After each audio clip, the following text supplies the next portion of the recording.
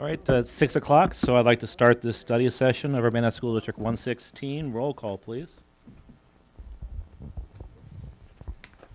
Member Staton?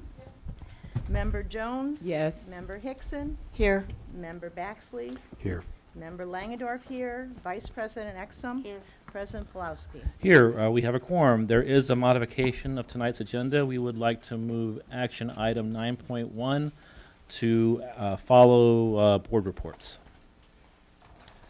Now it is time for citizen statements. If anybody here present wishes to make a statement before the board, please fill out a goldenrod sheet in the back of the room, hand it to Recording Secretary Lori Johnson, and you can come up and address the board.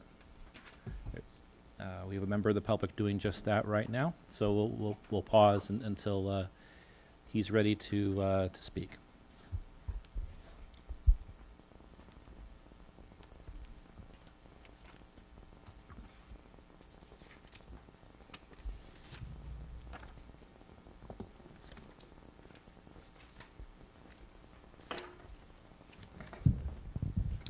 Thank you, sir. Just go ahead and give your name and go ahead and get started. Sure. Good evening. I'm Nick Sicaro. I'm the president at Quest Food Management Services. Wanted to take the opportunity to address this group tonight.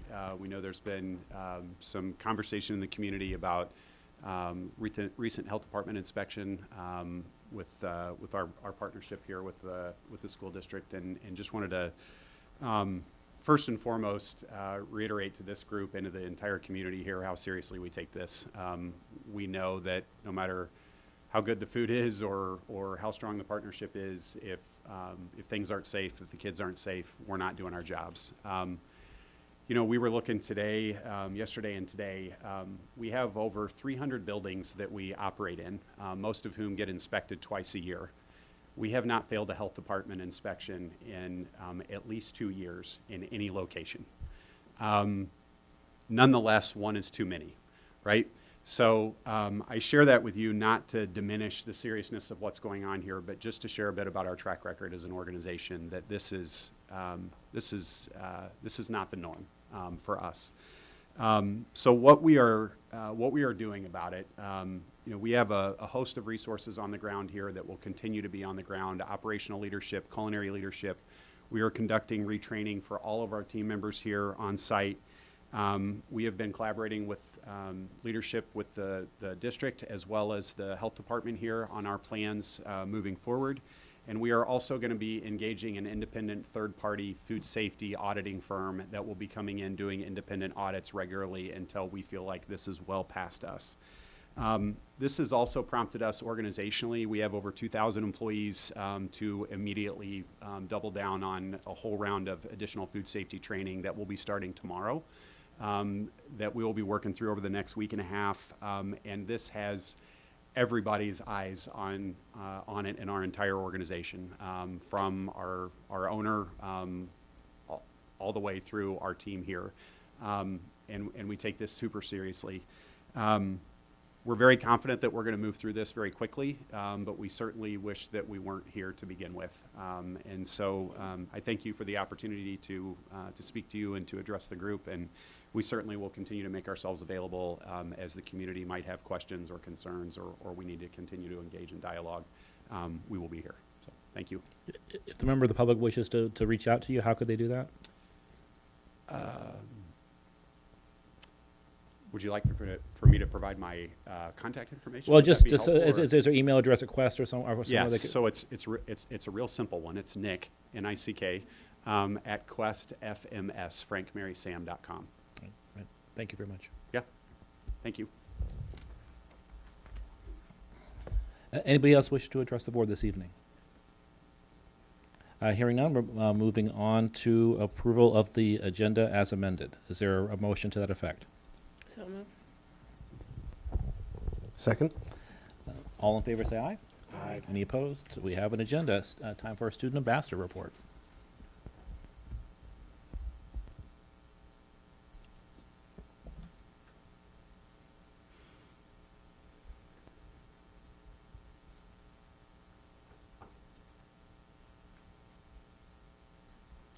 All right, wrestling, the girls this past weekend competed at states, and Lillian DeSanto got 4th overall.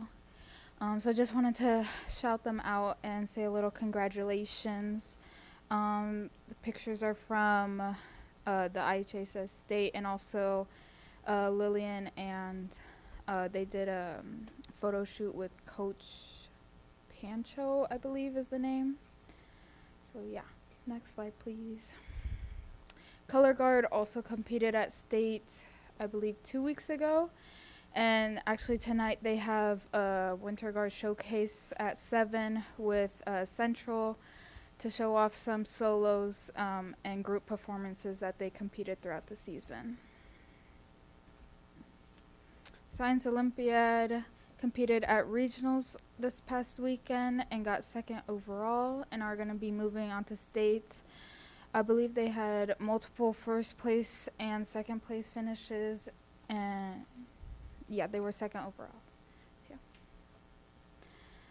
I wasn't able to be at the last meeting, but I did want to do just some overview of Black History Month of some people that may not be as recognized as others but still deserve recognition.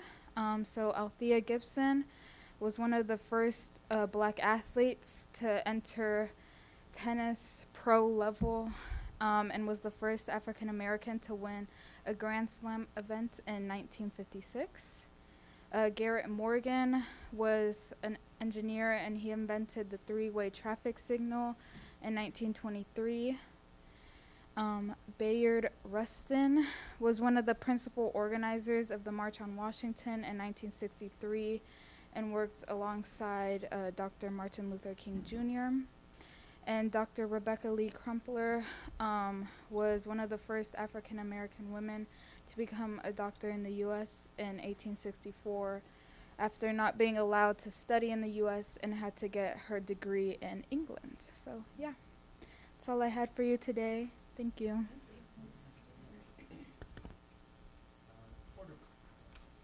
Board reports. Does any board member wish to give a report this evening?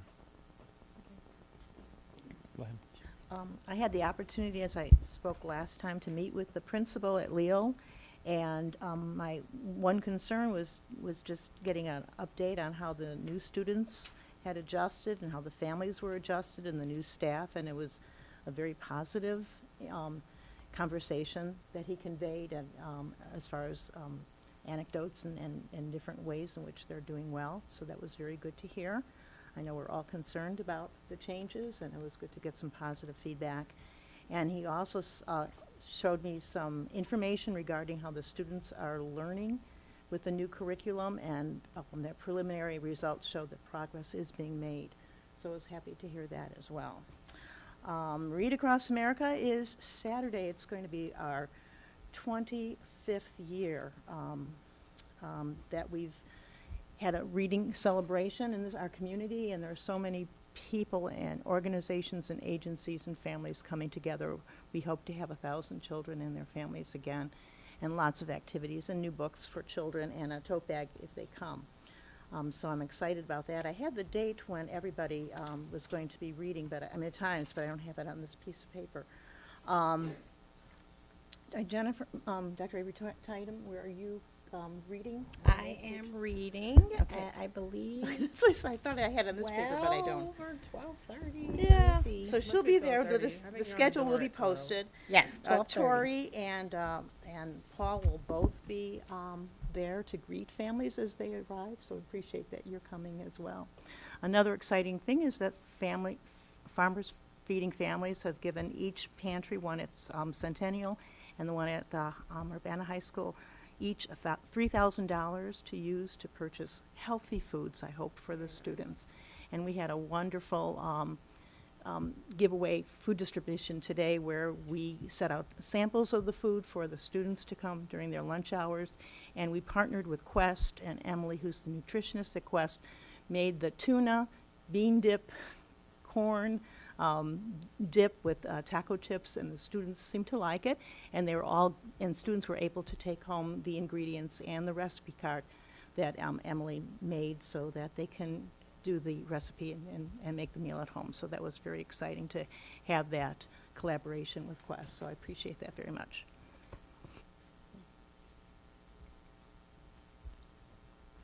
Any other board reports?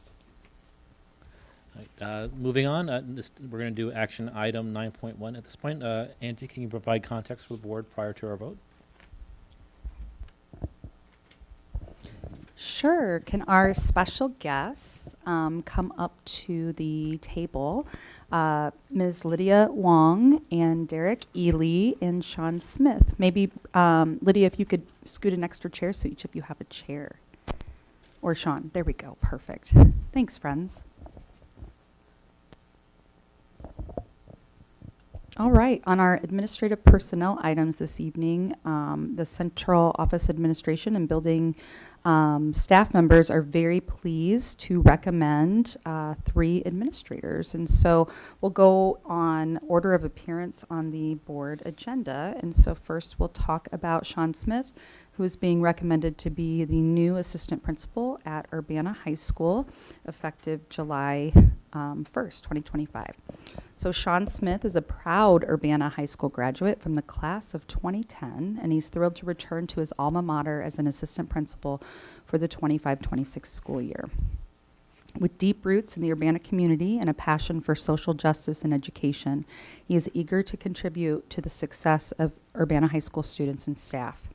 Sean began his career in education as a paraprofessional at Jefferson Middle School in 2017, where he developed a strong commitment to student growth and support in the Functional Life Skills program. Inspired to further his educational career, he earned a master's degree in special education and transitioned to Edison Middle School in 2019 as a special education teacher, a role he held for 4 years. In 2023, Sean stepped into leadership as the Dean of Students and Athletic Director at Edison Middle School, where he focused on fostering a positive school culture and supporting students both academically and athletically. He later took on the role of Associate Principal, further expanding his leadership experience. In 2024, he earned a master's degree in educational leadership from the University of Illinois at Urbana-Champaign, preparing him for his next chapter at Urbana High School. With a strong belief in the power of education to transform lives, Sean is excited to bring his experience, leadership, and dedication back to Urbana High School. He looks forward to building relationships with students, staff, and families while continuing to uphold the school's tradition of excellence. Next on our recommendation is Mr. Derek Ely. Mr. Derek Ely is a dedicated educator and administrator currently serving as an assistant principal at Champaign Central High School. With a strong commitment to fostering student success and driving school-wide initiatives, he plays a key role in the implementation of MTSS, school improvement, and the impactful AVID program. Prior to his current position, Derek served as the Dean of Students at Champaign Central High School, where he honed his leadership skills and deepened his understanding of the school community. His passion for education and student well-being extends beyond administration. He has also served as a physical education and health teacher at the Ready Program Alternative School, demonstrating his commitment to supporting all students. Derek's unique educational journey includes undergraduate and graduate degrees in architecture, providing him with a strong foundation in design and problem solving. He further solidified his commitment to education by earning a K-12 teaching certificate and administrative endorsement. With a diverse background and passion for creating positive educational experiences through well-designed systems, Derek is looking forward to joining the Urbana Middle School community. And finally, Ms. Lydia Wong brings a strong background in educational leadership, having served as principal at a therapeutic day school, the Pavilion, for 3 years, and as assistant principal at Circle Academy before that. Lydia has an extensive experience working with diverse student populations, including those with behavioral challenges, and is committed to fostering a supportive and inclusive school culture. Throughout her career, Lydia has prioritized collaboration, ensuring that staff, students, and families work together toward academic and behavioral success.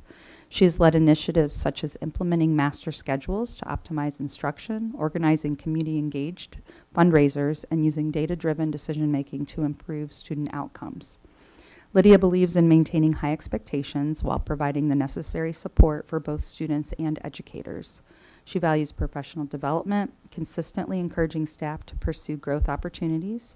Her leadership approach centers on building strong relationships, fostering a positive school climate, and ensuring that every student has the tools they need to succeed.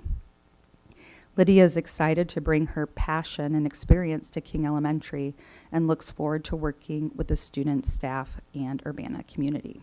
So it is the administration's request to approve Sean Smith to serve as assistant principal at Urbana High School, Derek Ely to serve as the associate principal at Urbana Middle School, and Lydia Wong to serve as the principal at Dr. Martin Luther King Jr. Elementary School.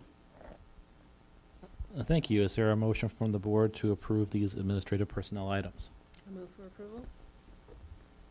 It's been moved and seconded. Any further comments or discussion?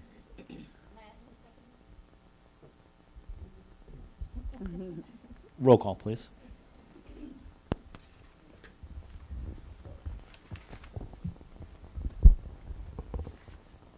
Member Jones? Yes. Member Hickson? Yes. Member Baxley? Yes. Member Langendorf, yes. Vice President Exum? Yes. President Pulowski? Yes. And Member Stanton? Yes. Congratulations. Welcome back and welcome to Urbana. Yes. We have quite the crowd this evening supporting these three fine leaders. Miss Lydia, thank you so much to the Wong family. Fun fact, James, her husband James, is a 2003 graduate from Urbana High School. And one of the board members, board member Hickson, was his kindergarten teacher at King's School, now where Miss Wong will be the principal. They have two daughters, Leah and Vera, and they gave me permission to say their names, and they're both students at Thomas Paine Elementary. And so we're very excited for you. Derek Ely, also equally excited, saw that you brought a little bit of a posse, a little fan club here cheering you on. Very excited with his wife, Dominique. And then Sean Smith, this is a personal thing for me. I'm so proud of a former student of mine who has really made his mark in our community and education. So his mom here is Tammy. So thank you so much for being here. And if you just want to say a couple words, you don't necessarily have to. Just saying, why you want to be here in Urbana, or if you're happy to be here in Urbana, which I'm sure you are. Good evening, members of the board, Dr. Ivory Tatum, and everyone in attendance. I'm incredibly honored and grateful for the opportunity to serve as the next assistant principal of Urbana High, my alma mater, and a place that has meant so much to me throughout my life. I want to take a moment to express my deepest and gratitude to some of the leaders who have guided and inspired me on this journey. My former choir teacher and longtime mentor, little did she know, Miss Dr. Angie Franklin. My former high school principal, Dr. Laura Taylor. My soon-to-be boss for the second time, Jesse Guzman. I'll give a shout out to the one and only Kyle Freeman, and my current principal at Edison Middle School, and IPA's Principal of the Year, the one and only Angie Schoonover. Each of them have demonstrated what it means to lead with integrity, dedication to both staff and students. Their mentorship has certainly helped me in the educator and leader that I am, and I hope to carry the lessons they've taught me into the next chapter at Urbana High School. Also, my dad made sure I thank my parents as well. But I do mean it. I do mean it, and they support me in anything that I set out to conquer. So having said all that, I thank you all for your trust in me, and I look forward to starting new beginnings.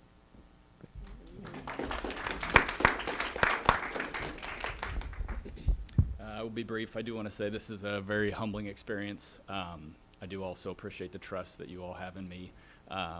I am very grateful and thankful to my central admin team because they have really built me up and helped prepare me for this. A couple of them are here to support me.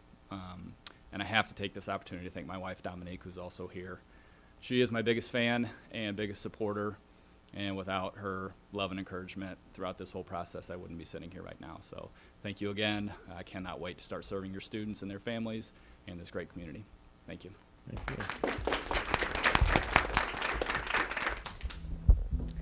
Hello. I just want to say that Urbana has always been very special to me because I am from Ukraine, and I actually have not stepped inside of American school until it was Urbana High School, and it was my interview as a teacher's assistant. So I started this journey to see if education, which is what my background is, and I went to school back in Ukraine and then continued my education here. But I wanted to see if this is something that I would like to pursue. And I just loved the culture. And now it all comes all the way around because my husband has encouraged me. And he said, well, you got to go with Urbana. I went to Urbana all the way. And I'm just very grateful for the experiences that I had at Urbana as a teacher's assistant. Sounds like we kind of took similar paths, and special education teacher. And now with my leadership experiences, I'm just really eager to bring it back to Urbana and serve the communities, especially international communities, and still support a Chinese teacher that taught James Chinese when he was little and was going to King. So this is very personal and very special to me, and I'm just really happy to be here, and thank you for the opportunity.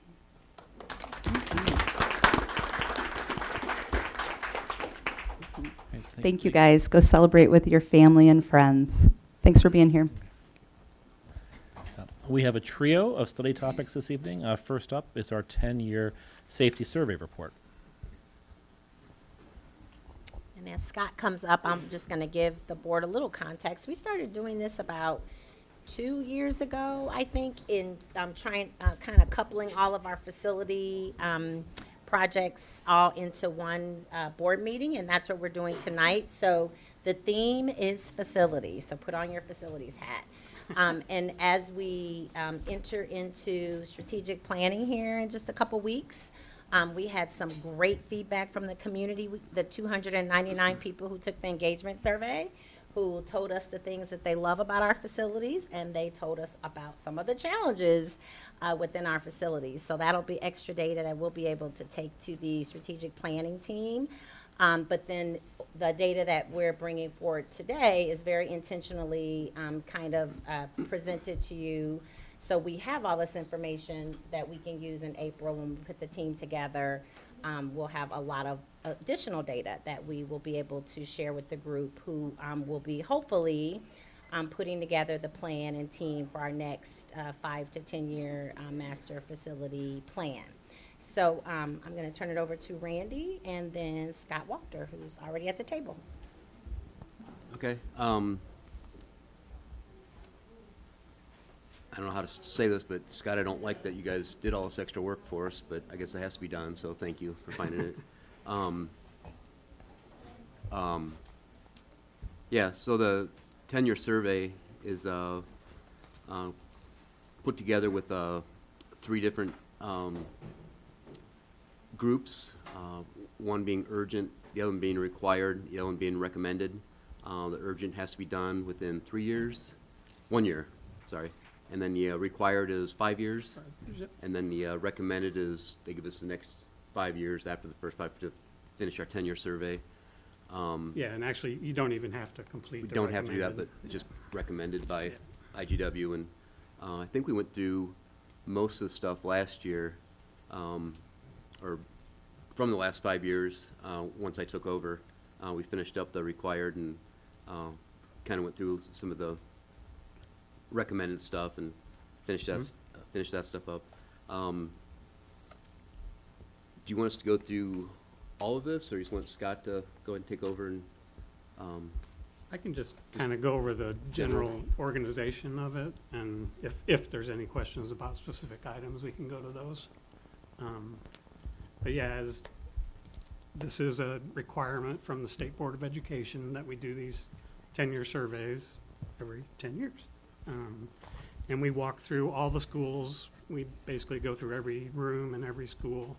And this time, the last one was submitted in 2015, so we need to submit this year. And we've added this building since the last time. And so far, we don't have the new sixth grade center in there yet because it's still under construction, so we'll update that when we wouldn't expect to have any violations on the new building, but we will update that once that gets done. And as Randy mentioned, there's kind of 3 levels that basically we do the survey and identify items that we might be concerned about, some of which would be code, some of which are just energy efficiency or just improving the facilities. And we then try and organize those into these 3 levels, the urgent, required, and recommended. The urgent items are things like fire alarm, emergency lighting, door and wall ratings. Those are, could be significant concerns for students. And then the required are still code items, but they tend to be more like items that are damaged or obsolete, that we can still use those health, life, safety funds to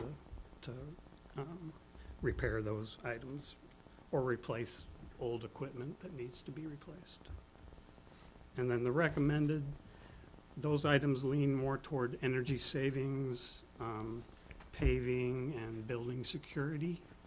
And we have to finish all the urgent required before we can move on to recommended items.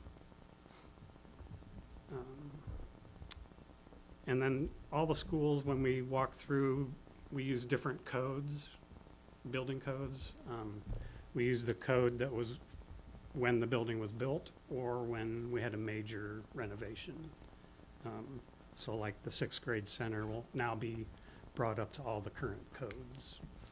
But some of the older buildings, high school, that's been a while since that's been heavily remodeled. So we use a little older code on that one.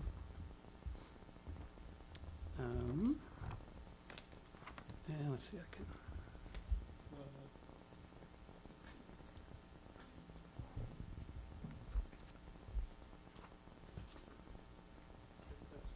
Oh, that doesn't do anything? Okay. That's the display that's on. Gotcha.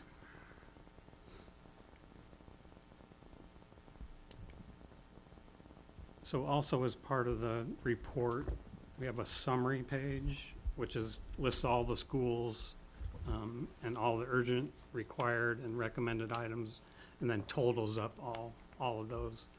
There's a total down for all the urgent items, and there's a total per school. So it's a good summary page for the board's use, I think.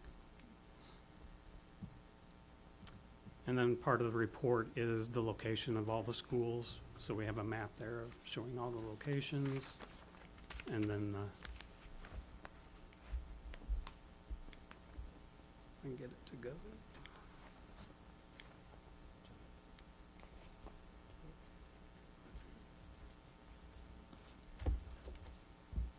There we go. And then the new district, elementary school district map is part of the report as well. And then moving on to we have a section for each school. And so this is Urbana High School starting, and these are urgent items first. Then required items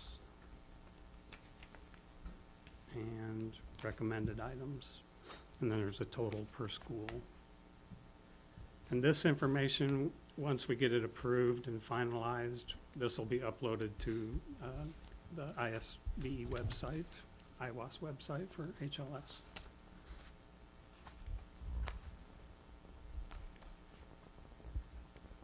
Get through that stuff.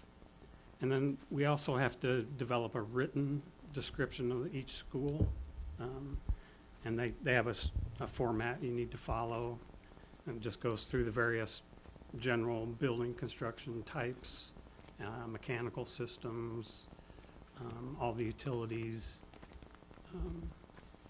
So it's just a written description of that information, which both serves ISBE, the board, and this can be distributed to fire department, police department, so they have an idea of what they're getting into in all the schools.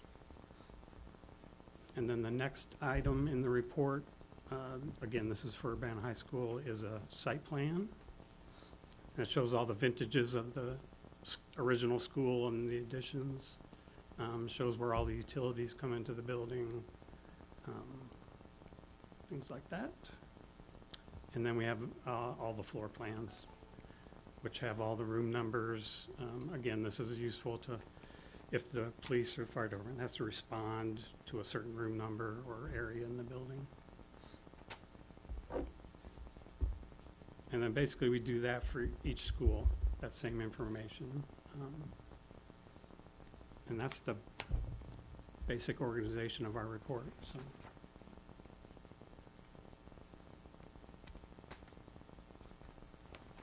And I think maybe, let me go back to the summary, you can look at that.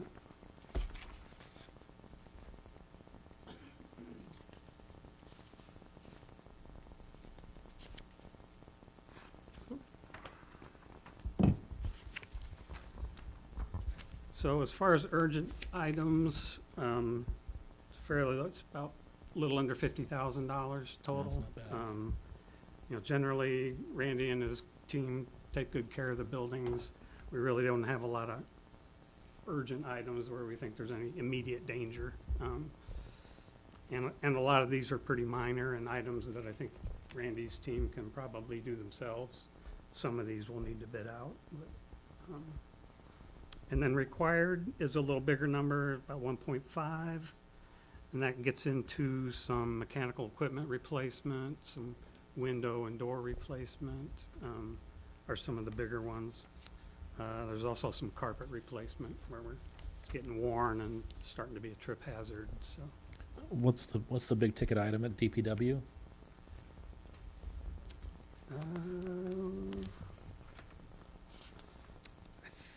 Trying to remember what that was. That was windows. There was 2 sections of windows that were single glazed. Yeah, when pretty- when we refurbished DPW, we didn't really we kind of pared Yeah. that back quite a bit. Yeah, we didn't do much interior Right. refurbishment. Yeah, it didn't really get the equal treatment that the other buildings got in terms of like a complete overhaul. Right, we did come back and we did a separate project for the HVAC system. But yeah, kind of interior renovation and windows and doors, we didn't do a whole lot, yeah, you're right. And then recommended, that gets into some bigger numbers. Again, I think that's some equipment, mechanical equipment, unit ventilators in a couple buildings, and some roofing as well. So that gets into some bigger numbers. But again, those are optional. But they're items we think we can use HLS funding for if we have those dollars available.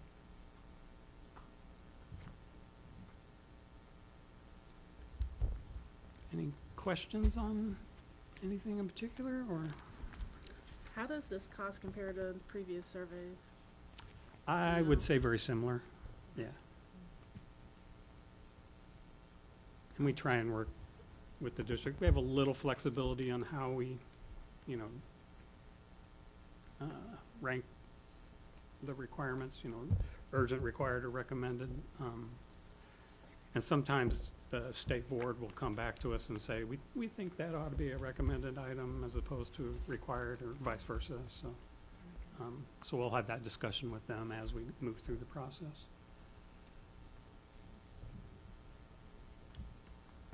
I had a follow-up question to what Paul asked. By comparison with the Thomas Paine Elementary School, that we didn't cut corners there, so it's less that's required right now. Mm-hmm. So that was good to see. The other thing, Randy, are there any concerns about getting this work done, or budgetary, or anything like that? Well, there's always budget concerns, right? Okay. But, no, I think, all this is, just from what I've looked through, is very doable. We've already started working on some of the stuff. When I received this from Scott, beginning of the week or end of last week, Mhm. There's a couple things in here we've already taken care of, so we can check those off the list. Just simpler things like a little electrical, and, we have the, Yeah, some items are very, yeah, there's some, bathroom partitions for, Thomas Paine. We're working on getting those ordered, getting those in, so we'll have those in the summer. So, yeah, very doable. Yep.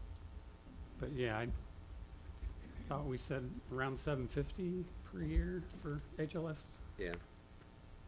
So, you know, if you add that up over 10 years, I think this is in the realm of the funding available, so. Any other questions? All right, thanks, Scott. Thank you. Thanks, Scott. 8.2 was a long-term facility project discussion. So Randy and I are gonna tag team this one, I think, a little bit, but he's gonna do most of the talking. I sent you this toward the end of the day, so you probably have not looked at it, so I'm gonna pass around a couple. Again, we did this last year, February 2024. So the yellow highlights indicate new items that we've added. So just as a reminder, this was a list that we started when Katie was here. And, you know, as we were finishing out our previous facility plan project of renovating all of our elementary buildings, we started a kind of a long-term project list is what we call this. And it is kind of a wish list because there's some things that are high priority, and then there's some things very similar to what Scott just talked about with the health, life, safety survey. There's some things that just need to be done because they're safety or not safety related in terms of health, life, safety, but other safety reasons like our bleachers that are on here.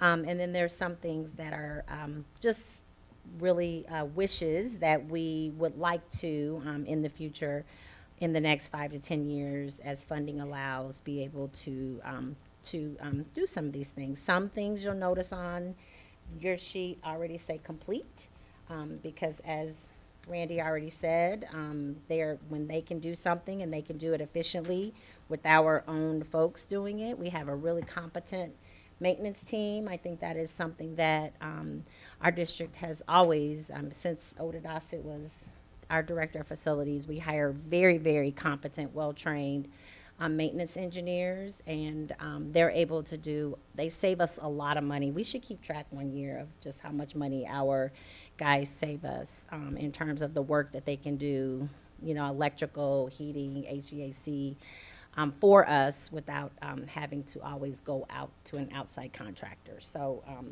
so I'm going to turn it over to Randy, and we can walk through all of them, but we thought since this is something we've talked about before, you probably would just maybe like to see what the yellow items were, the newer things, and maybe we'll do that. Just hit the yellow items, and then if there are things from the previous year that we talked about that you want us to go back to, we can do that. Does that sound good? Yep, thanks, Okay. Jennifer. All right, Randy. Like Jennifer said, some of these things on this list were some items that we had talked to Scott about putting on the 10-year survey, so you'll probably see some of those on there. For example, the bleacher for the high school and middle school. And there's probably some, a mini split, I think, on here too, probably for the same room. So if you guys want me to go over any of the old stuff, I can. But like Jennifer said, I'll just highlight the highlighted stuff. This summer, we're gonna resurface and line the track. It really needed to be done last year. We put it off a year. If we're able to go with J.V. Johnson track resurfacing, he said he would give us the same price that he quoted last year for this year. Looking at Martin Luther King, energy management. Lucas, we talked about that here maybe in a minute. One of the things we can do there is it's $150,000 to do a program with like Alpha Controls, and with that we get 120,000 Ameren incentive back and savings of $30,000 per year is what they're estimating. So that one's kind of a no-brainer to go ahead and do. It's basically free.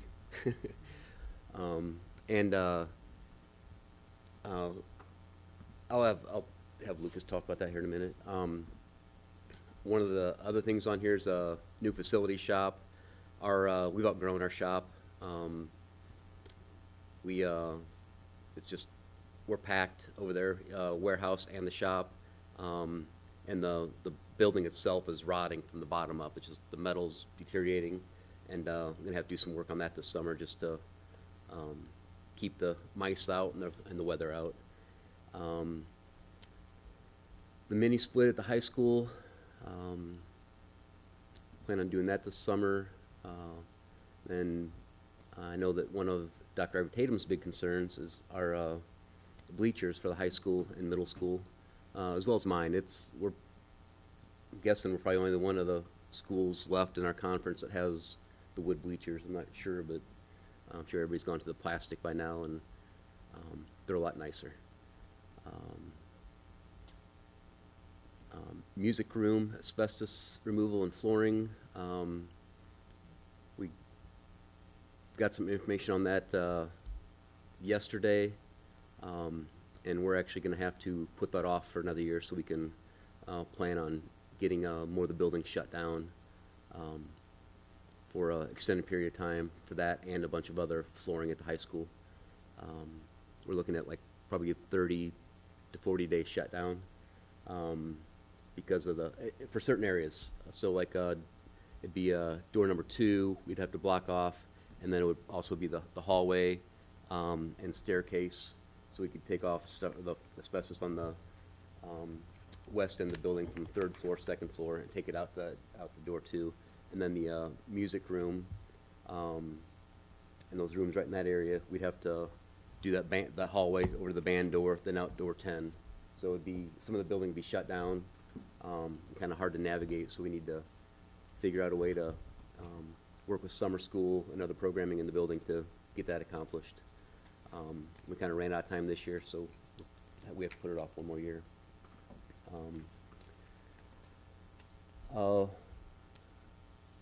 We had to do away with the young adult house probably 10 years ago, maybe.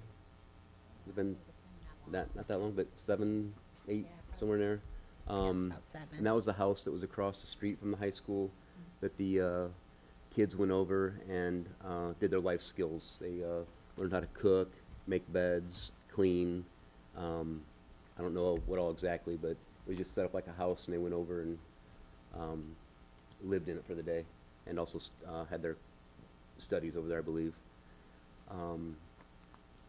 So one of the things we'd like to do is, what I looked at was looked at getting into like a modular type home, and then we'd have to hook up or retie into the city water, and then the power is still in that area, so that I don't think would be as much of an issue. But and then I kind of figured about $40,000 to supply the house with just the basics: washer, dryer, microwave, bedding, couch, some small furniture, tables, chairs, pots and pans, stuff like that. Which I talked to Jennifer today and said, some of that stuff we could probably even get from donations, or even like the Restore, Habitat for Humanity, something like that.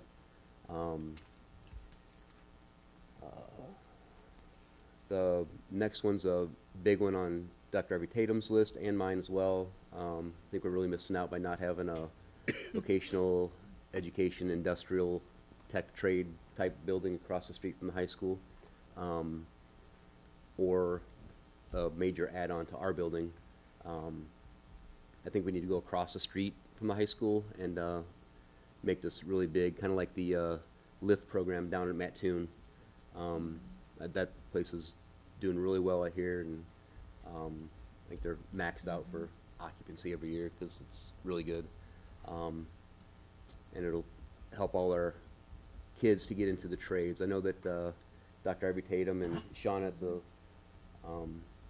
adult ed building are also working with the union on getting kids into the adult ed side and getting them trained up on taking the exams for to be a union apprentice or whatever, to at least get their foot in the door by passing the exam. They're having a hard time passing the exam right now. The foods lab is really big at the high school. Like to see something there. Those are maybe working with the vocational ed building and having that across the street. or, I don't know, maybe if we were to move the welding and shop out to the, across the street, we could bring them downstairs to the lower level and have them, give them a little access, more access to more space by taking over that room. Corner of Vine and Washington is kind of our focal point when you come up to the school. Most people come down Vine and turn on Washington, or go straight on Vine to the middle school. And part of the, they just left my, Studio GC, Studio the GC. campus land use project from 2019. yeah, that had a nice welcoming entry for that, and the fencing and brick would match what's at the athletic complex, and then just a big like Urbana School District logo in the middle, or something, some sort of a sign there in the middle. I'm hoping to do that this summer if Dr. Mary Ann will find me some more money. But that's not too bad. I'm hoping to work with a couple people on getting some donations for that too. We'll see how that works out. Bleachers for middle school, I've already talked about. Middle school, we're putting in a new walk-in freezer and refrigerator this summer. We work with IGW, Scott and Sharda with that to get that taken care of. We got the bids in, and that's going to be a go here pretty soon to be installed. Middle school is in, needs a lot of windows. There a lot of single pane. A lot of the glazing is falling out and stuff, so they need some work. And then we want to do a energy management for the middle school, which is a little bit bigger ticket item than what King is. It's a much bigger school. Any questions? I want to add on to what Randy was saying about the addition that well, and it might not be an addition, it might be an add-on, or it might be like we said, something across the street there on Iowa Street, but for our career planning and the trades. And so if you remember, we had Mr. Guzman and Ms. Rosser Perez and Mr. Westerman were here and talking about some of the grant opportunities that the district has right now.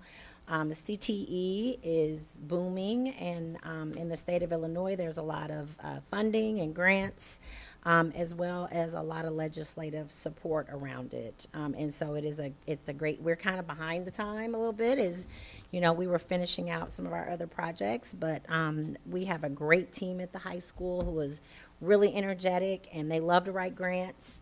And they're just out there kind of doing what they can as teachers. And so now Randy and I are kind of going to start working with some of our community partners to help us. I think we've shared here before that several Urbana grads are also contractors and do construction in our community. And so we're going to re-engage those relationships, like Davis Electric and Davis and Houck, and I'm not going to be able to name them all, but there's several who, most of them are right down the street from us on University. Some of them have their businesses very close to us. And so we want to re-engage them, and some are already engaged, but we want to kind of really talk to them about the possibilities of how they can help us grow our trade program and our career planning for CTE.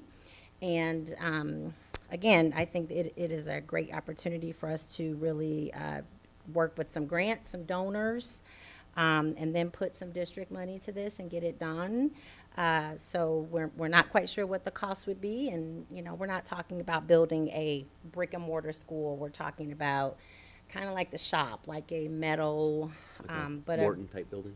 Morton type building. That's what Randy always says, a Morton type building. And so putting a couple classrooms in there, and we looked up some, ideas of what other districts have done, and we basically think it would definitely be doable to do in the next couple years, while we have so much support, I think, from the community and from our staff at the high school. So that was the main one I really wanted to highlight there on this page.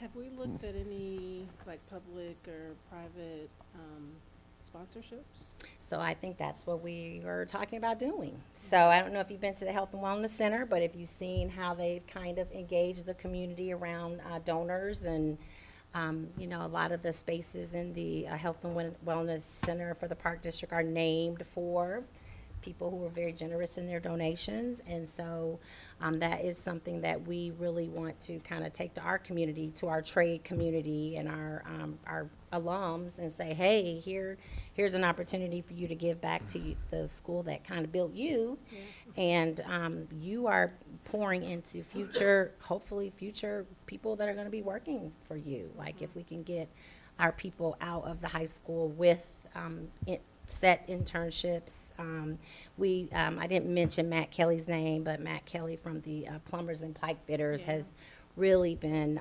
instrumental in being a brainstorm partner for us, a think partner, and just kind of leading us around some grants that we can tap into, introducing us to maybe some folks who can kind of help us. Mr. Westerman has this, Randy and I wanted something kind of, you know, like, let's get this done, but Mr. Westerman has a huge idea of, he wants a green building that's sustainable, environmentally friendly, with solar panels. I mean, he wants to do the whole thing. Green roof. And knowing him, he's gonna get all the grant money to do it, and we're just like that, hey, what can we do to help? And so, so there's a lot of excitement around that right now, and so we wanna really invest in it too, so. Any other questions? The young adult house, would that be a new building across Iowa? Yeah, I think we'd probably put it just right across the street, just like where the old one was. The other one was right outside of door one. The kids walked right up door one, right across the road to the house. I think we'd have to take into consideration where we put the other building too. So we have a little room to work over there. And like, I'm just thinking like I don't know if there's any requirements for it or anything, but I'm, you know, just thinking like a single bedroom, like modular type home, or just something that will last a while. Yeah, long enough to, you know, till we get some more money, and you know, 20 years down the road, we could build a nicer home maybe or something. Right now, they've taken over a room in the first floor of the high school that used to be a study hall room, and they've put in some vocational workstations where the students are going down there and you know, they're learning how to do copying and like if they, you know, working at a print shop or something like that. But then they also have made like a little room that has a bed, and so some of them are learning how, if you worked at a hotel, you know, this is how you make the bed, and this is how you kind of, but it's just like a one tiny little room. Yeah. But yeah, the high school special education team has done a fabulous job. Ms. Kearns and Mr. Nick, and just some donations that we've gotten from parents, and Beth Ladd and her team. So they're doing some of that already because it's necessary, but they're doing it in just a small little room in the high school right now. We had something better before, so the goal would be in the future to do something like that. And I think the modular way is probably the easiest way to go, so. I don't even know if this is possible, like, but I mean, could we partner with the Habitat for Humanity group to help build something there for us? I mean, we could help supply the materials, and you know, maybe our own kids could help build it. That's a good idea. Yeah. Sure, possibly. Education for employment is another good one. And we used to have a program like that at the high school that built houses and then they sold them. If you guys remember that. Yeah. It's just you know. That's a good opportunity to, Yeah. we have to know people. Okay. I'll get you info. No, I just want to thank you for putting this together. This is, I mean, we're going to be, as part of the strategic planning process, we'll be doing a larger community-wide, you know, facilities project evaluation. A lot of the things on here are things that I wanted us to see, you know, on that list. So Oh, here, and I have one more document. So Randy and I were gonna try to have this for you tonight, but it was just not enough time. And so, we thought we'd kind of take this list and, for the group, when we get together in April, just have some early conversation. And because we're already gonna have some stakeholders there, we thought, why not? Matt Kelly has agreed to be part of the strategic planning group and Mr. Westerman. And so, we thought since we will probably have some folks there those 2 days, this would be a great opportunity to kind of tap into their knowledge and wisdom. And then, this is just kind of the beginning process of scoping out, what might we prioritize in the next 5 years. And again, we'll have a wider kind of committee that I think would do some of the work over the course of the whole year. But we thought this is kind of a nice beginning place while we have expertise in the room with us to start talking about some of those things. And then, of course, we'll kind of lead into putting together that bigger group who would then go through basically what Scott did and look at all of our projects and the needs and, what's urgent, what's highly recommended, and things like that for all of our campuses. I had a question. It wasn't a new thing. It was, I was just wondering why the UHS band trailer was marked as a low priority. Because I thought there was, isn't there already a? They have a band trailer. They have a trailer. This And was, then- they want a new one. They were wanting one that you'd have to, they want a big one, yeah. And Well, it's- the issue is that it's broken now and they can't use it. In the last competition, we had to borrow from Centennial, I believe. So I was just, yeah. But that's good to know. I didn't know it was completely broken, like not usable. Was that the door that was broken? I think we fixed that since then. believe so, but I think there was something else. I Okay. can't remember I'll have exactly. to ask Darren. But I know the door, you guys had the band department had a problem with the door, and they said they couldn't use it, and we repaired the door for them.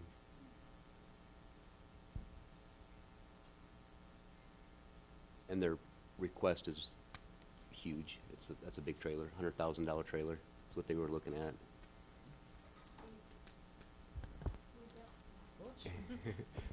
Percussion definitely needs the space.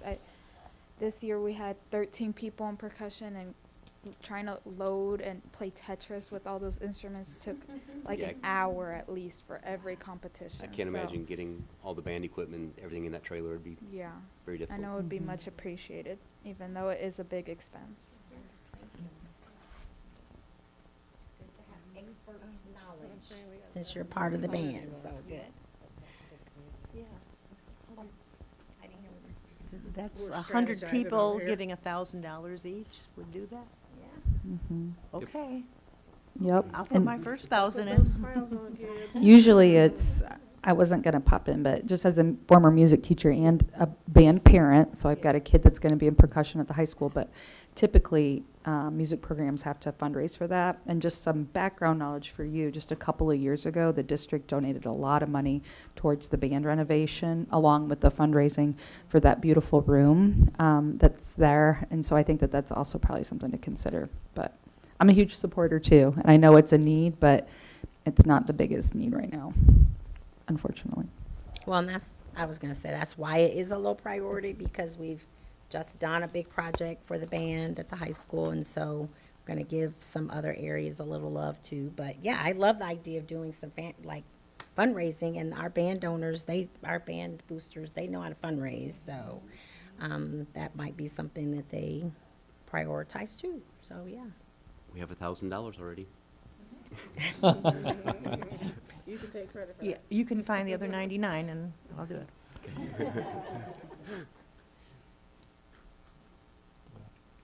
So with regards to this, Yeah, that's just a little planning sheet that we're gonna put together, kind of take that and do a little bit of kind of planning in terms of what might we have money. I think the bigger I thing see. is the funding and trying to scope out, it's kind of a, You know, like you have to figure out what is a high priority, but also what do we have money for? And so like on here, the turf, right? We got by a little bit longer with our turf because we weren't playing as much football on it. So I think there's some things that we just kind of have to, you know, where do we have to do it because it has to be done.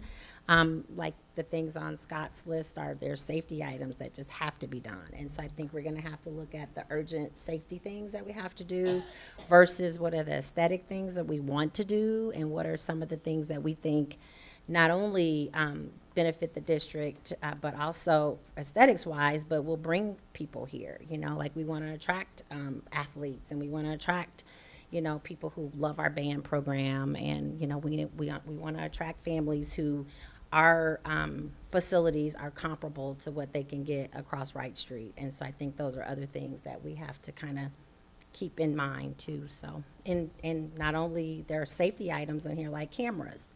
John's team has done a significant amount of work. If you noted some with the phones, we've already done that, and then just putting in cameras all over the place. So wherever we can do some of those low costs, or just our team takes it on and we get it done, then those are things that we've been trying to do and be good stewards of the money that we have.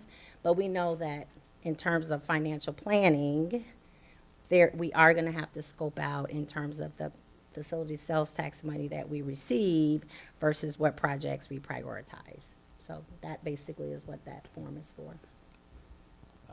For the new facility shop, about how much space are you talking about? It doesn't have to be located in any particular part of the city. It could be located anywhere. We can make that work. Every time I drive around town, I look for a vacant building. Well, what got me thinking, I don't even know if this is plausible. I don't know what the city's plans are for the 2 fire stations it's abandoning. Yeah, I don't know. Because intergovernmental agreements are usually a lot easier to work with than about any other kinds of purchasing or selling. It might be worthwhile to talk to the city, see what their plans are. They got a really good deal for our Ray Street building. That might be an opportunity for us to, yeah, I hadn't thought of that.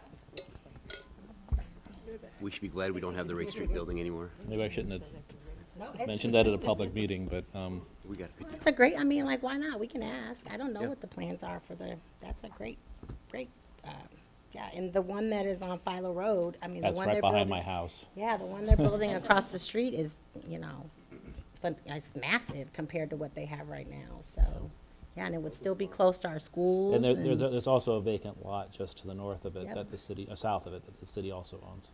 Okay. Yeah, we'll Yeah, reach out to the city. and definitely see. worth talking to them about it, yeah. Even if we used, like one as like a satellite or whatever, like the grounds department worked out of that one or something, just to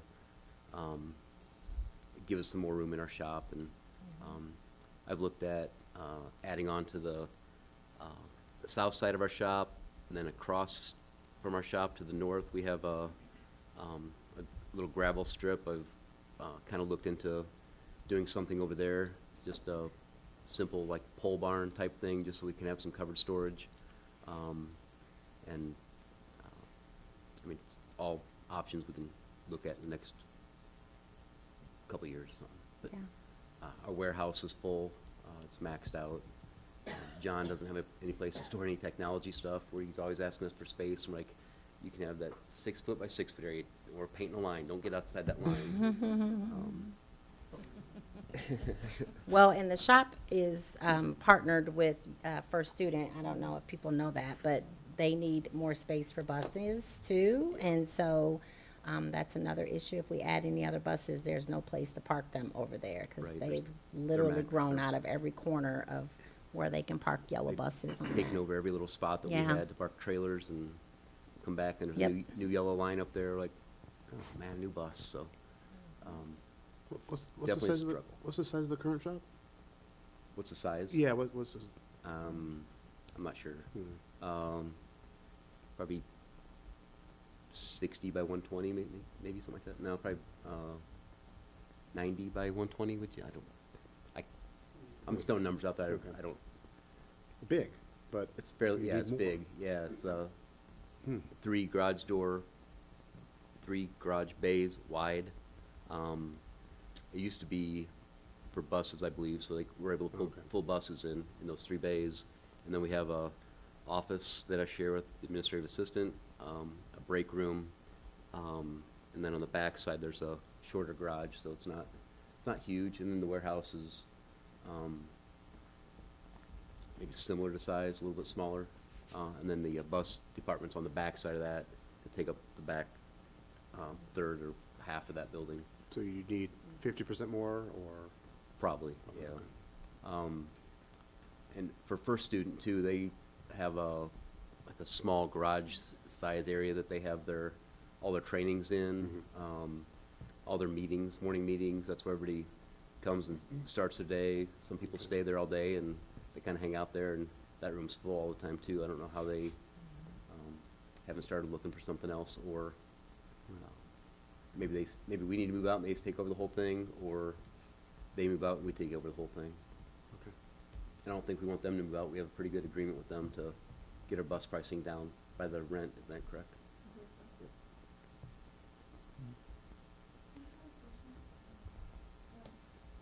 Is the building in Broadway Avenue where it was before the early childhood school is part of the district?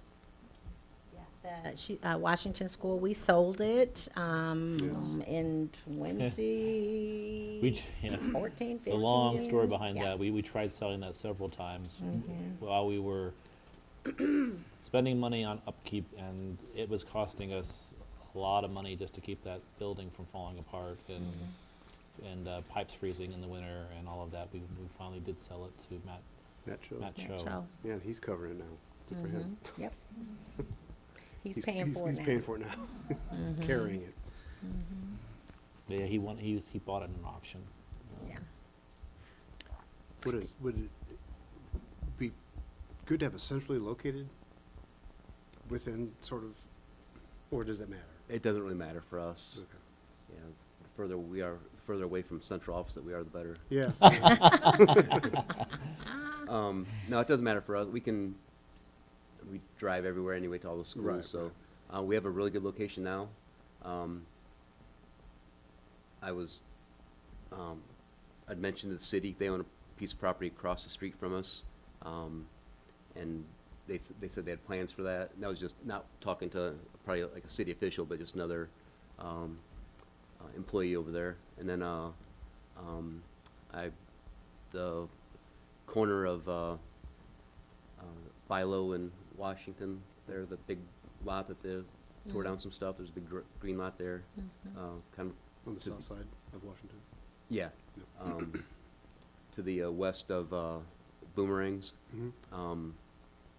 I went over and talked to the guy that owns that, and he said that he wasn't interested in selling it to the school district. He's got other plans for it at that time. Sure he does. Okay. I think he was thinking like a little strip mall or something, but This might be a good time too to mention, even though I don't have a really recent update about central office and the possibility of the MTD project. I mean, it's still on our list, and we're in year 4 of our agreement with MTD, our lease agreement. And so I know I was just at the Enterprise. Paul couldn't attend the Enterprise meeting earlier today, the TIF meeting, and so I went on behalf of the district. And so there are a lot of things that the city is putting in place for downtown.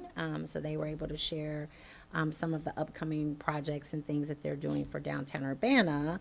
And the MTD project is still listed on their, as part of some of their ongoing conversations that they're having. And so I don't have a recent update because we haven't really met with Carl Gannett from MTD. I know they're still in the middle of their EPA, is that what it's called? Their environmental, they had to do an environmental study on the area behind the county plaza building where the county now is residing. The area that MTD was looking at is the Civic Center area back there. And so I think that is still a project that is in the works. They're still talking about it. And I know they're going to go out for RFP. Hopefully this spring is the last thing that we were told. But again, I know they're on their own timeline, and right now, all we've kind of said to them is just to kind of keep us in the loop when they have decisions, and when they, are ready to share something with us, let us know. But otherwise, we have a 5-year agreement, and we're in year 4 of our lease agreement. And right now, with our building going to be demoed, so the city did share that they're going to be demolishing our old CO and abating the asbestos and looking for a commercial developer for our former building. But they're spending a lot of money just to tear it down. And so Carol Minton said, for people who think we got a deal, we didn't get a deal because we're spending a lot of money to get rid of that building for you guys. So it's their building now, but yes. What is the MTD project? You had mentioned that. Oh, last- so yeah. it is a, well, I don't know if, we've talked about it before publicly when we went into our lease agreements. So, for people who don't know, MTD is hoping to, downtown Urbana, have a smaller scale version of what they have in Champaign, their transit, Like a hub. space, they call it, like their Oh, little the transit transit plaza. hub. Yeah, and so it would be a smaller building. Right now, the buses, if you were ever in downtown Urbana, kind of, they are over by the courthouse. The buses kind of go around, and they have their own little version of a transit hub there. They kind of stop there and pick up, and they also do a lot of sitting on Water Street because there isn't a real downtown area for them to be right now. And so the MTD has for several years been in conversations with the city about bringing a downtown transit building to right where the Urbana Civic Center is currently located. And they would put their, just like what they have in downtown Champaign, the buses would kind of have their transit hub on the main floor, and then they would build 2 or 3 floors of office space. And so we talked with them years ago about us being able to partner and be in that space because we've always wanted to be back downtown and be more accessible to our community and be in downtown Urbana. So again, we haven't had a kind of check-in meeting with them in a while. And the city is usually involved in those conversations whenever they have something to update us on. So right now, I think they're just still in the middle of their environmental study, and they'll let us know when they have some updates. The lease agreement we have with them was a 5-year lease, but years 4 and 5 take half of our rent and put it in escrow for such a project. Yeah, yeah, That's right. which is nice. And so then we also talked to them about, like right now, we don't have cash on hand to buy into something like that, and would they be willing to entertain a long-term purchase arrangement? And that was something like to kind of condominiumize the space for us. It was something that they were willing to consider, but again, we don't have anything finalized. yeah. It's just all conversations right now. So What about the Brooklyn Center? They're going to, all the institutions that are there, they're going to leave?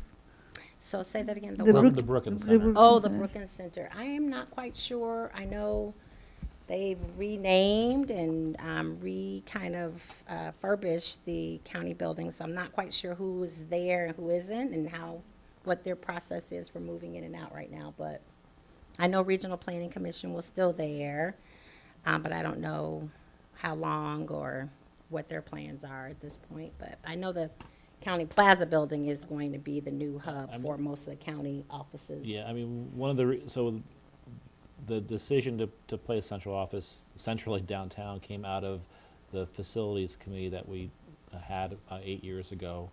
It was basically kind of a directive from them is to find a new place for central office, but keep it central so it's on the bus lines and all of that. And Brookins, while it is accessible by MTD, everything in this community is. It's not as connected as downtown Urbana is. It's a good conversation. Any other questions or comments or statements? All right. Thank you so much, Randy. Study topic 8.3 is our energy management review. So this would be Randy and Lucas McGill. Um, so a little history. We started this back in like November, December, and Jim Gleason had some health issues, and he was the one working on this project. So he's just now getting back into work a little bit, and Lucas volunteered to step in for a little bit to kind of help us out and tell us which way we're going. Are you going to mention Ameren incentives? Do you want me to? Okay. Do you have the amount that we saved over the past few years? Oop. I have it if you don't. I can talk about that. I mean, if it's not the amount that's right here on my sheet, then 106,000? yeah, Okay. I rounded up to 107,000. Thank you. All right, go ahead. So yeah, I mean, Randy and I have just been, again, my name's Lucas McGill. I represent GHR Engineers. We're a local engineering firm. We've been working with Scott on a lot of the capital improvement projects in the district. My company has a long history with the school district, and Randy and I, and Jim Gleason in my office, and Sophie Hall in my office, another partner at the firm, have been working just on implementing the district's energy management views on all of our projects. So I guess what I wanted to talk about today is some things we have done, summarize some measures we've taken, and then talk about some things that are in the works now and some things that we could implement in the future. So I took a look at some of the recent capital projects, and I've outlined some energy saving strategies that we've implemented in those projects, starting with the Thomas Paine large school remodel. We put in a geothermal HVAC system, as you all know. That system has a, my company is a big fan of geothermal. It has a very long life cycle and low life cycle cost compared to other traditional HVAC systems for schools like that. That system, actually, I worked with Katie Rowland when she was with the district, and we were able to get over $1 million tax credit for that system, which was nice. We plan to do something similar, if not the same, for the 6th grade center. Also with Thomas Paine, as you know, a large photovoltaic system was put on the roof. We've had a couple chiller replacements at some of the schools in the district, and we've, went with more efficient than code minimum chillers on those. In the Urbana 6th grade center, similar geothermal HVAC system and photovoltaic system on the roof. So that's just kind of an example of how every time we have a capital project with Randy, whether it's a large school renovation or a small HVAC upgrade, we strive to look at the project through the lens of energy efficiency and not necessarily bare bones lowest cost.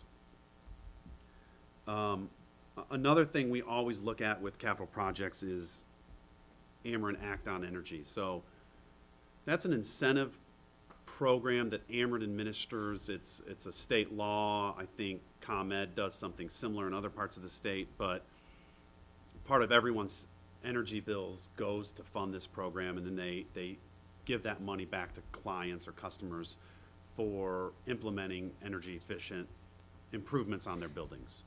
So whenever we do a project, whether it's a full school remodel or a chiller upgrade, we oftentimes have the opportunity to submit some paperwork to Ameren and get a little money back for that project. And it's, it's not an earth-shattering amount of money, but for a small effort on our part, and Randy signing a couple forms, we can get a nice little check at the end of a project. It's kind of like the cherry on top. I mean, it does incentivize us to take a more energy efficient approach with our designs, but that's the whole point of it. That's why they call them incentives. So I've listed some of the most recent incentives. Unfortunately, it occurs to me now that I don't necessarily list what those were for, but you know, a couple of the 7 on that list were for the chiller replacements. We were able to get a little bit back.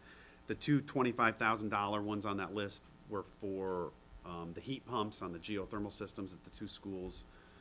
I think one was for some LED lights that Randy worked with. That was more in-house. I didn't have anything to do with that. So I guess the point is, anytime we do a project, we try to really maximize this Act on Energy program. Some other things that are in the works. You know, Randy contacted GHR, like he said, it was like fall of last year.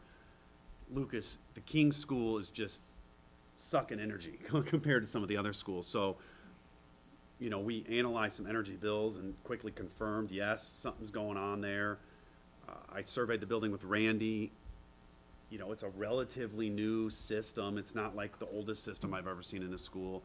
So we quickly realized something's going on with the controls, or a piece of equipment's failed.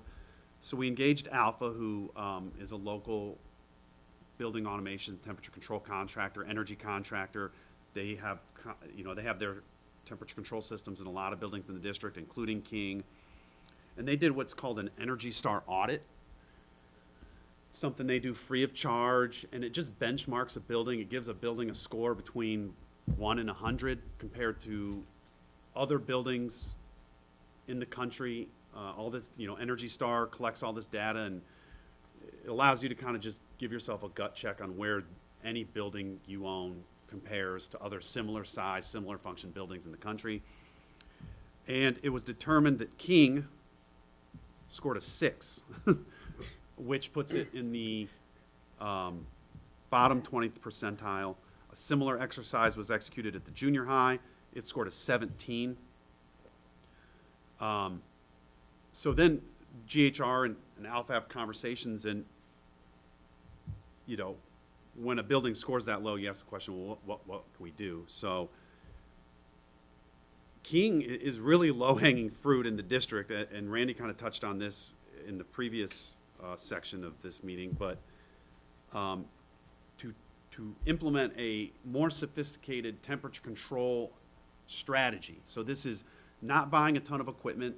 Yes, you may have to buy a new sensor for this air handler or new VFD for this pump, but for them to implement some more sophisticated control algorithms, you could bring that building into the top 20th percentile. And the estimated cost of this effort was around $150,000.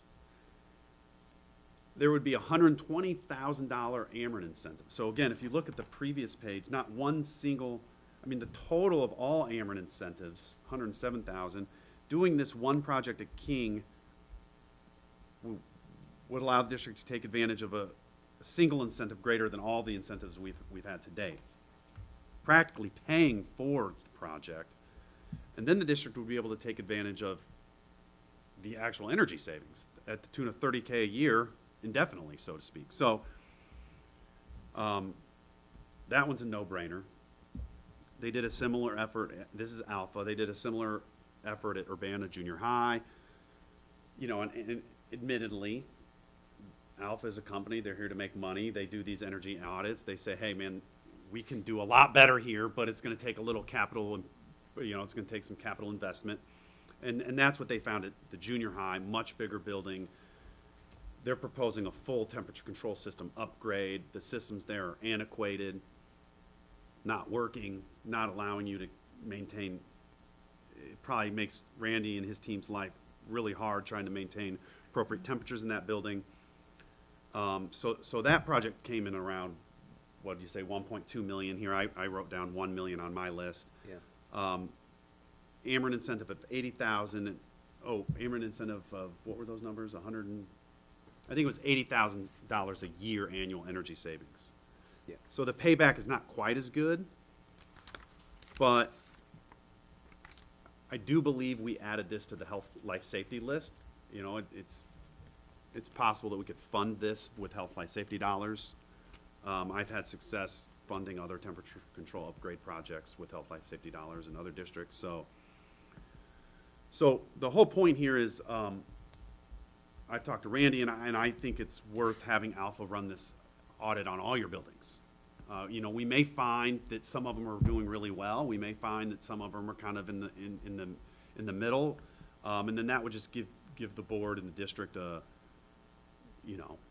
list of action items, so to speak, to try to chip away at the lowest hanging fruit, I guess, is what I'd recommend. So that's kind of the short of it, what we've done, what we continue to do, and I think what I recommend that we do in the future, which is have Alpha do these energy audits on all the buildings and see where they come in and see what kind of opportunities that provides. Board members, any questions?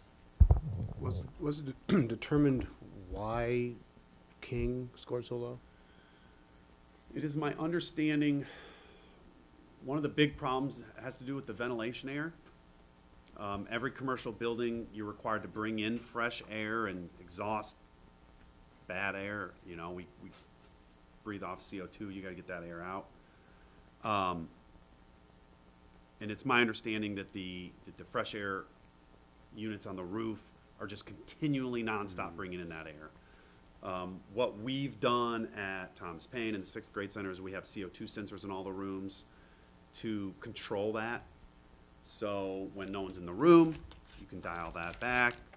When the building's not occupied or outside of normal operating hours, you can dial that back. I think some of those strategies have either failed or were never implemented in the first place. So one of the biggest energy loads on a building is conditioning that outdoor air. I think you could imagine on a 95-degree humid day or a -10-degree day, bringing in that fresh air. That takes a lot more energy to condition than the air that we're recirculating. So it's my understanding that the culprit has to do with outside air. Okay. And that's all the control systems do all that, more or less? Correct. Yep, that's exactly what they do. Okay. Anyone else? No, this sounds like a great idea to me. I'm fully in favor of anything that simultaneously saves us money and it's good for the environment. So Yeah. this makes a lot of sense. Yeah, I think it'd be awesome to be able to say that all of our buildings are in the blank percentile of the nationwide Energy Star audit. I mean, I think that would be. Would it be LEED certifications on any of the buildings? No. Not that, No. not that good. Yeah, that. Not that good. Yeah. To be honest with you, though, it'd be interesting to compare Energy Star buildings in the top 10th or 20th percentile and how that compares to LEED buildings. How close they get. So Yeah, I think you could find that you could get a very efficient building without necessarily spending all the money that it requires to get the LEED certification. This may be a question more for Scott than for you, but Sure. is there anything that we could be doing with regards to when we're doing these major refurbishments or building a new building to, I don't know, invest in smart panels to basically build in the infrastructure so that we can keep better tabs on our energy use and also, and optimize our buildings better? Yeah, that data is really great, and it really tells us what we're using our energy on. You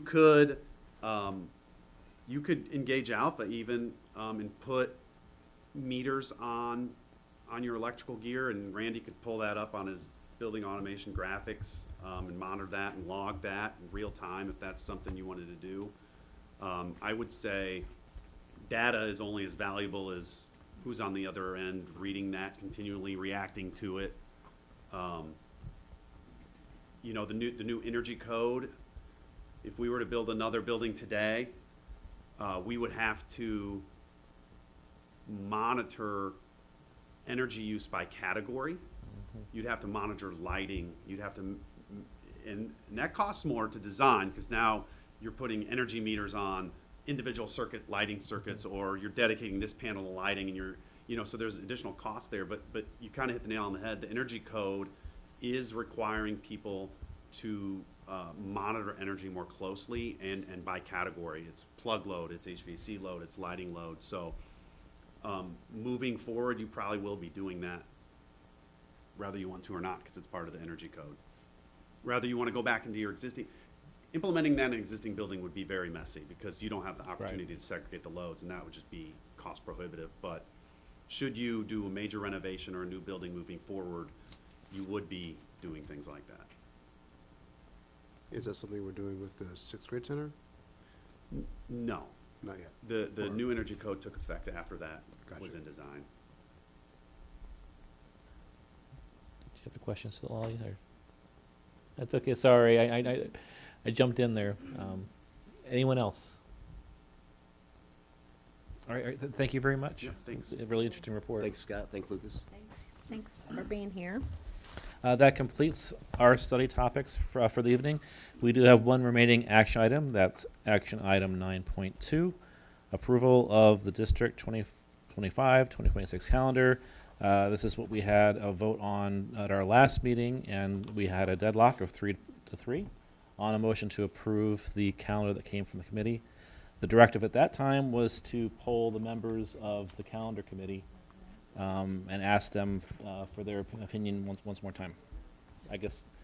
This is the new version of the calendar, but you also should have the old one as well, if you prefer to look at that one. But basically, what we did is, everybody's really busy, so trying to have a in-person meeting was really not necessary. And so we went back to our survey from the committee, and basically, the committee overwhelmingly chose to go with the option of extending first semester by adding a student attendance day to, we were originally in the previous calendar going to end the semester December 18th for students and December 19th for staff. And so what the committee chose to do, and I think they thought would be the least disruptive, I guess, was to have the students continue on through Friday and add that one student attendance day. And then staff then would move their institute day and semester planning to Monday, December 22nd. And we'll work with our union and our administrators to come up with some options for staff. That is a day where we usually have a meeting, but then staff are able to work on their own for their end of the semester planning and report cards. So we'll be able to work with staff on making that, it is 3 days before the Christmas season, and so, or when Christmas would be, for a lot of people are traveling during that time. So we would be working with them to figure that out, but I think that they went back and talked to their folks in their buildings, and that is what they decided to do. And by adding that student attendance day to December 19th, we were able to then go back and add in Yom Kippur for Thursday, October 2nd as a fall holiday. Thank you. For that context, is there a motion to approve the newly revised by our committee calendar? I move to adopt this calendar for next year. I'll second. It's been moved and seconded. Any further questions, comments, or discussion? Hearing none, I'm not sure if this takes a roll call vote or a voice vote. Let's just do a roll call vote to be safe. Member Hickson? Yes. Member Baxley? Yes? Member Langendorf, yes. Vice President Exum? Yes. President Pulowski? Yes. Member Staton? Yes. Member Jones? Yes. Motion passes. We have a, please go ahead. So what our plans are, and we've already started working on this, is now that this calendar has been approved, we're going to pretty much take the same format and the same decisions that we made regarding the start of the school year, staff development days, our holidays and breaks, and mirror those for 26-27. So our hope and plan is to bring a 26-27 calendar to our meeting on, our next meeting on March 11th. And you guys can see basically, again, how we mirrored it to this calendar. And then that way we can have 2 years of a calendar done and not have to do this again next year. So typically when we have a calendar committee come together, we do try to do a 2-year cycle for the calendars. And so we'll bring those for a first read on the March 11th meeting, and then collect feedback. And hopefully, when we come back from spring break after our first April meeting, we could then look at approval for that if the board so chose to do that. Thank you. Are we going to go with the same dates? Because next year is going to be It'll be different. different, but Yes. it's going to be the same format. Yes, it will be, yes. So things like Yom Kippur will be a different date.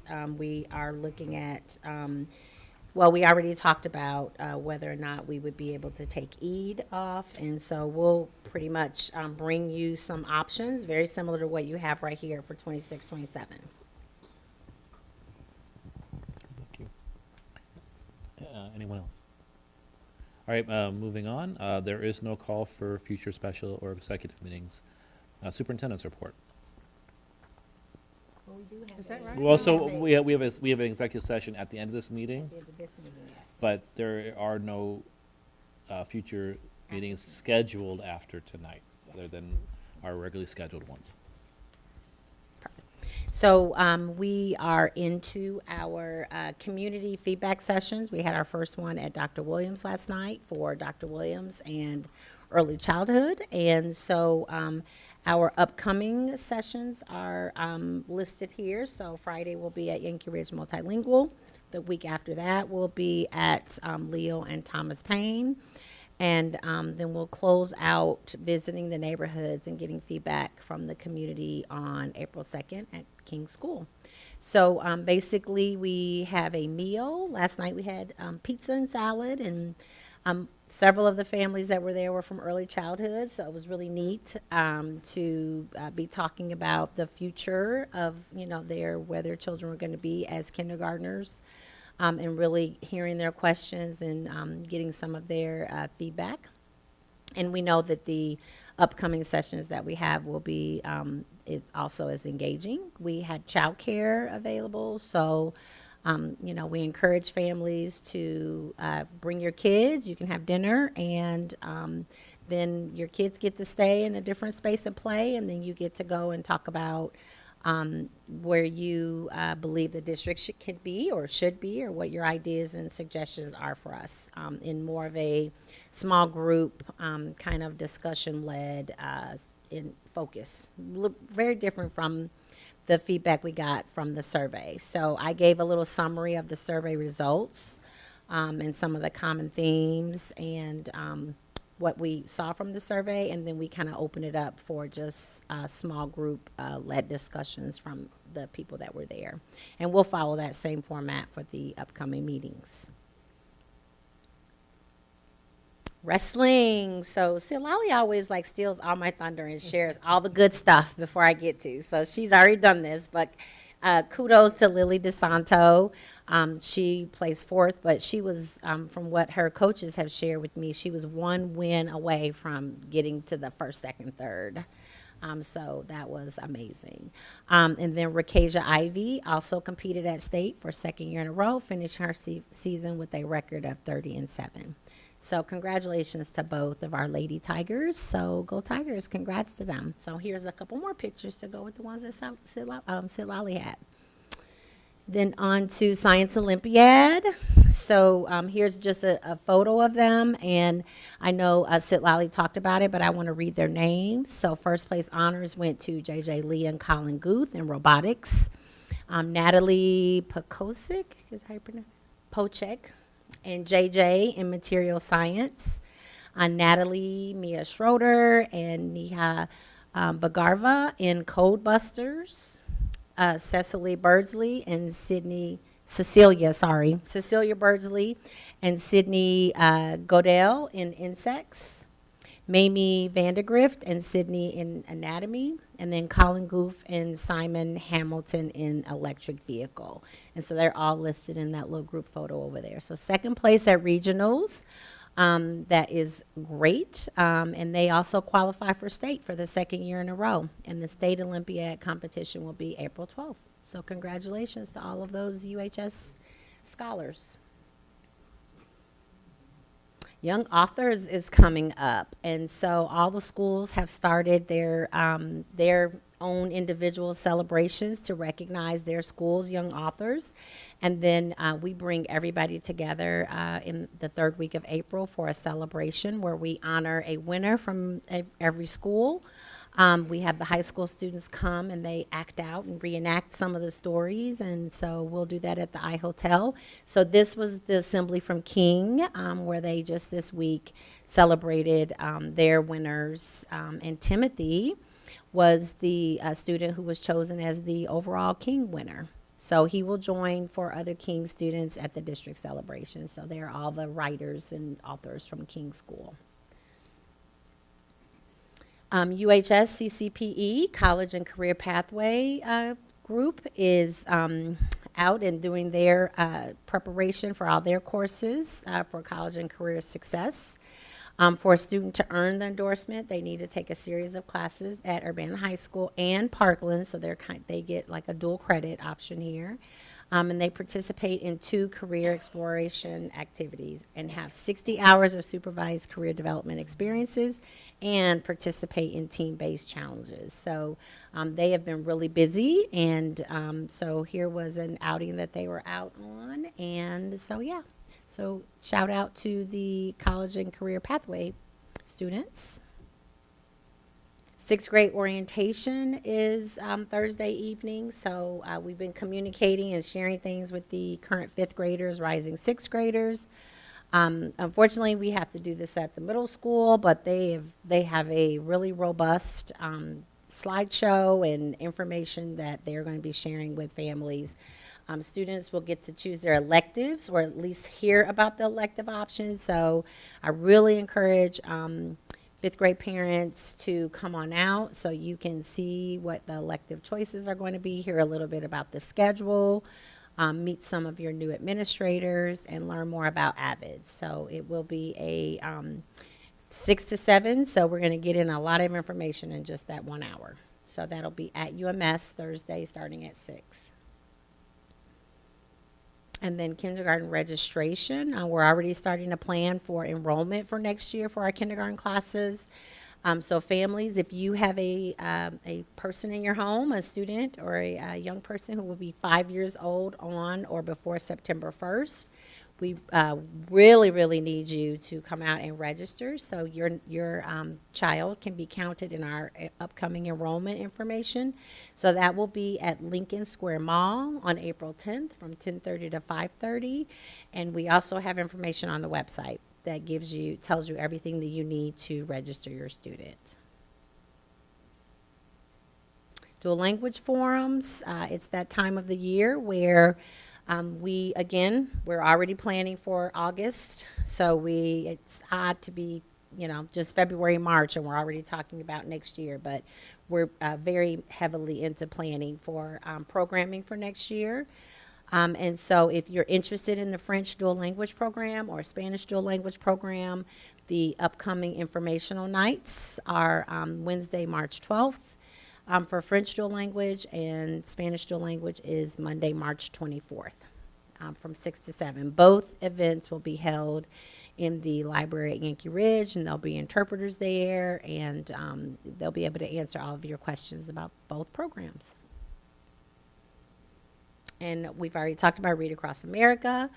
Spring break is coming, so we'll kind of shut down lots of things around the district, and everybody will take some much-needed rest and respite and maybe get caught up on some things. And then student-led family conferences are March 27th and 28th. We are having Staff Development Day on that Thursday, March 27th. No school for EC5. An early dismissal for middle school and high school before conferences start at 4. And then Friday is a no school day and conferences the whole morning. So that is it. Just a reminder, because of spring break, our next board meeting is a week from tonight instead of 2 weeks from tonight. Yes. March 11th, yeah. There were FOIAs that were processed and they were listed in our agenda. So before I ask for a motion, we typically don't have action after our executive sessions, but we will tonight.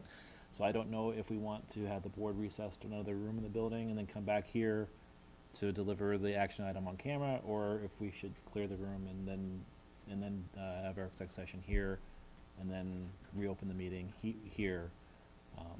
But Well, we have There are our people attorneys are zooming in. zooming in. Who we could figure something out maybe, but Well- it's kind of set up to be. okay, so yeah, then it's perfectly acceptable for us to clear the room like we typically do for exec sessions. I think, you know, I should have brought those, I guess, before we had before I realized we had technical Zooming issues, people. zooming people and cameras and stuff. So we will the chair will entertain a motion to enter executive session for the purpose of personnel matter, as listed in our agenda, after a 10-minute recess. Hmm? 5 minutes, Tori said. 5-minute recess, okay. Typically takes that long to clear the room, so I'm, Yeah. Okay. all right. Is it, has it- I'll make that motion. okay, it's been moved, is there a second? Second. A roll call, please.